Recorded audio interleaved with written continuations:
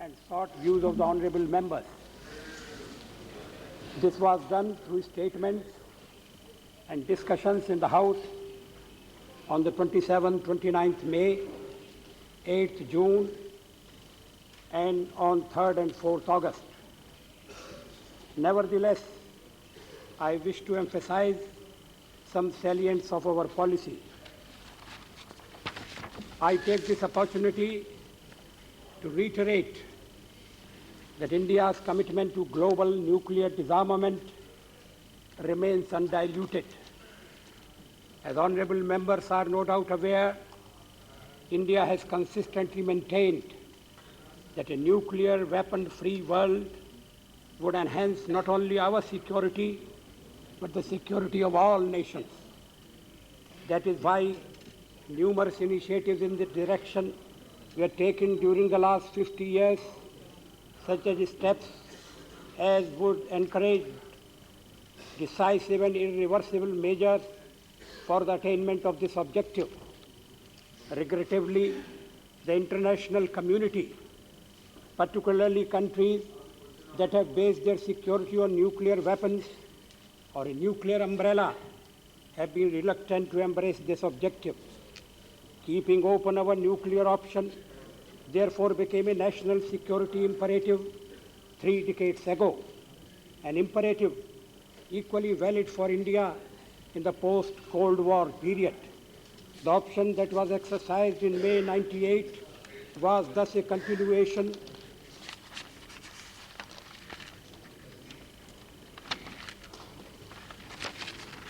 of a decision taken near 25 years earlier, during which period India had demonstrated an exemplary nuclear restraint, given the exceptional security-related complexities of our region.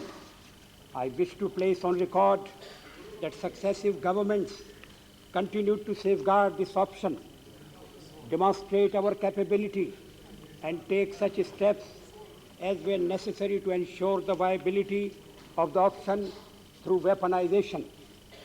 Just as our conventional defense capability has been deployed in order to safeguard the territorial integrity and sovereignty of India against any use or threat of use of force, the adoption of our nuclear deterrent posture has also followed the same logic. We have announced our intention to maintain a minimum nuclear deterrent, but one that is credible.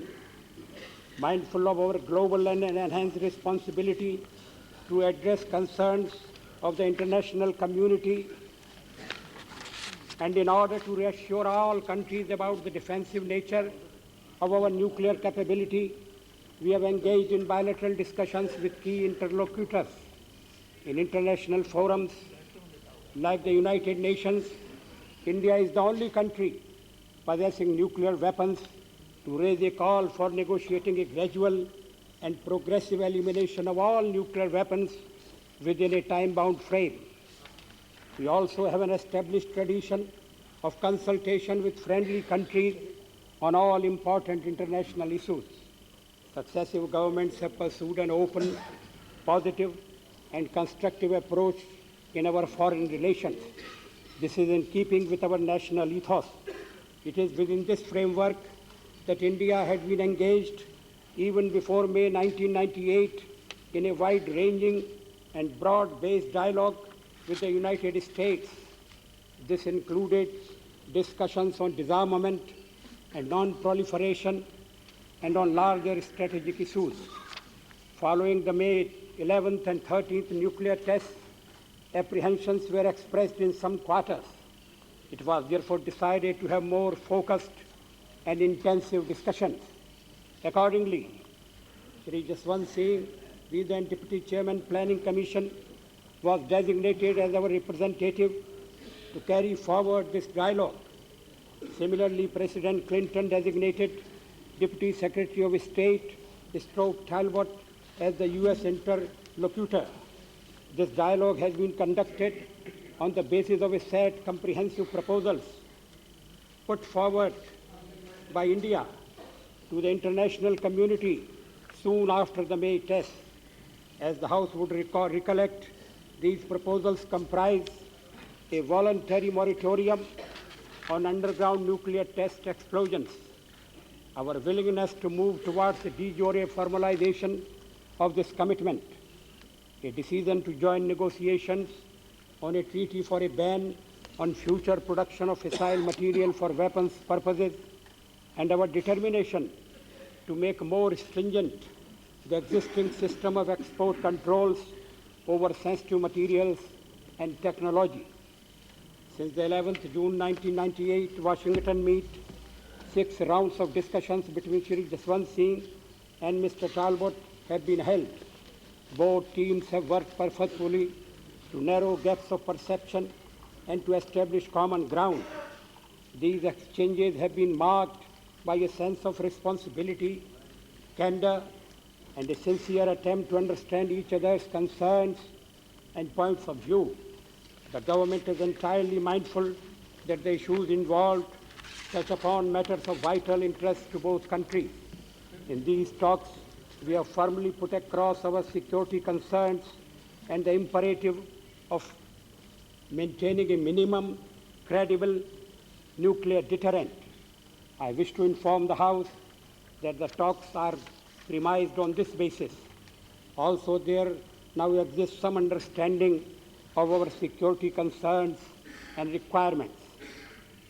The talks have focused on issues related to disarmament and non-proliferation.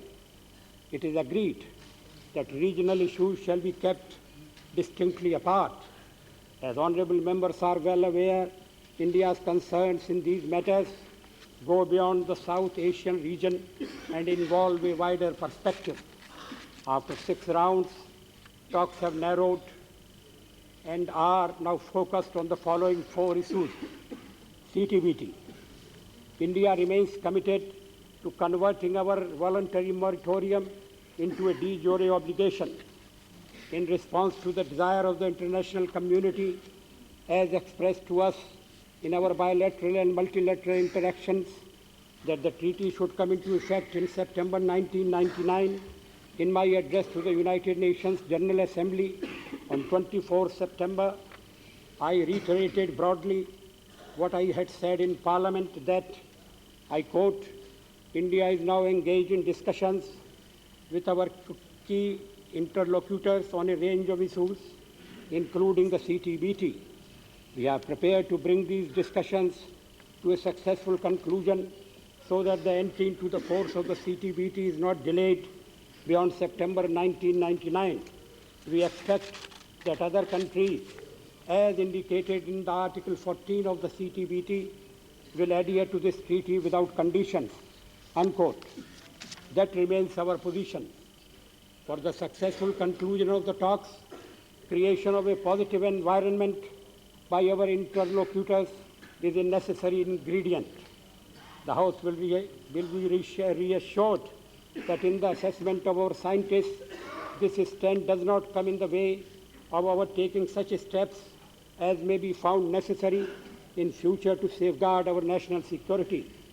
It also does not constrain us from continuing with our R&D programs, nor does it jeopardize in any manner the safety and effectiveness of our nuclear deterrent in the years to come. FMCT. We have expressed our willingness to join the FMCT negotiations in the Conference on Disarmament at Geneva. It is our understanding, as that of many other countries who have confirmed this to us, that the objective of these negotiations is to arrive at a non-discriminatory treaty that will end the future production of fissile material for weapons purposes in accordance with the 1993 consensus resolution of the UN General Assembly. We are willing to work for early conclusion of such a treaty. It was suggested to us that we might examine announcing a moratorium on fissile material production.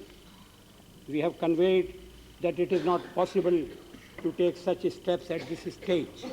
We will, of course, pay serious attention to any negotiated multilateral initiatives in the course of the FMCT negotiations. Export controls. Discussions in this area have registered progress. An expert-level meeting of officials from both sides was held in New Delhi on 10th November.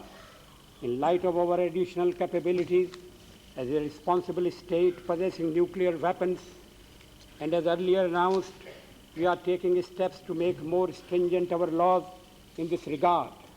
We have also conveyed that India should be provided better access to dual-use and high technologies in view of India's impeccable record of effective control over sensitive technologies. The expert-level meeting was categorized as helpful by both India and the United States to the prospects of continuing cooperation in this area. Defense posture. As honorable members are no doubt aware, matters relating to defense postures are sovereign functions, not subjects for negotiations.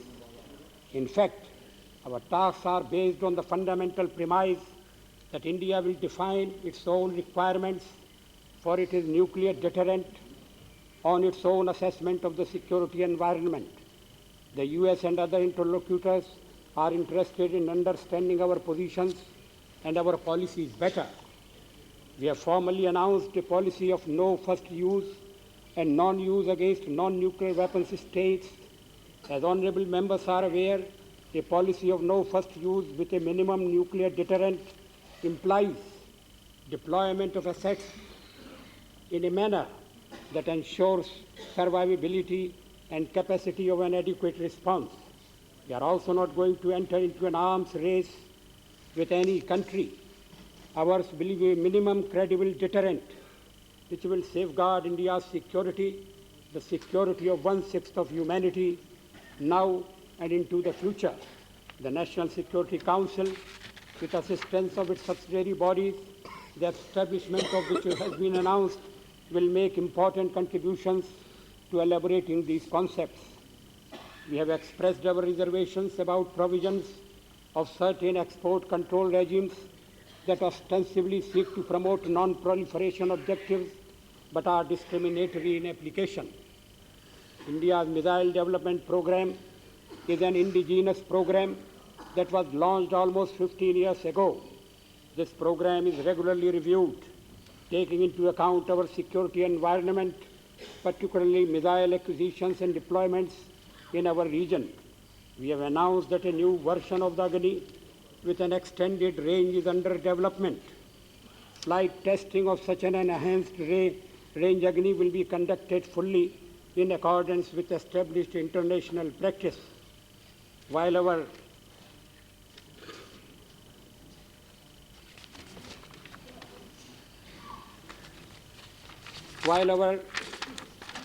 decision is to maintain the deployment of a deterrent which is both minimum but credible, I would like to reaffirm to this House that the government will not accept any restraints on the development of India's R&D capabilities.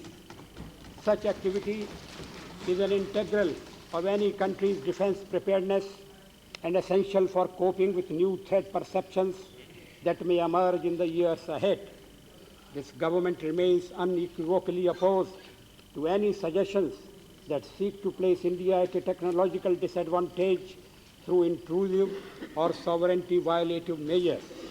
At the same time, we will continue to take initiatives in the international forums towards fulfilling the objective of complete elimination of all nuclear weapons. At this year's UN General Assembly, we are taking the initiative for what be an important first step through a resolution on reducing nuclear danger. This initiative was intended to urge countries to move back from the nuclear hair-trigger response postures of the Cold War. If such initiatives are multilaterally accepted by other nuclear weapon states, they will, of course, be accordingly reflected in our own positions too. In the course of these discussions with the United States and other countries, I have kept in touch with leaders of various political parties. We have issued statements from time to time on pronouncements and declarations by various countries. This corpus of statements in Parliament and through official spokesmen convey our position and is well known to honourable members. These issues have also been discussed at considerable length in meetings of the Standing Committee and the Consultative Committee of Parliament. The viewpoints expressed by honourable members in these discussions have provided us with valuable guidance in conducting discussions with the United States and other countries. The dialogue with the United States will be continued at the next meeting scheduled to be held in the second half of January in New Delhi. While there is no time frame for the conclusion of these talks, it is the intention of both countries that a stable understanding should be reached on the remaining issues at an early date. This would provide a further momentum to bilateral relations which is desired by both countries. In addition to the talks between Shri Jaswant Singh and Mr. Stuart Talbot, we have had detailed exchanges with France and Russia. Discussions have also taken place with UK and China at the level of Shri Jaswant Singh and at official level with Germany and Japan, as well as with other non-nuclear weapon states. I have been in regular correspondence with President Clinton. Our correspondence has touched not only upon issues under discussion between our representatives, but also on larger aspects of Indo-US relations. It is my view that the future of Indo-US relations is much larger than the 4 issues under this consideration. President Clinton has also expressed to me his desire for a broad-based relationship with India that befits the 2 largest democracies of the world. I have fully reciprocated these sentiments. Indeed, our ongoing dialogue with the United States is geared towards that end. I am confident this House will want to wish it all success. Thank you.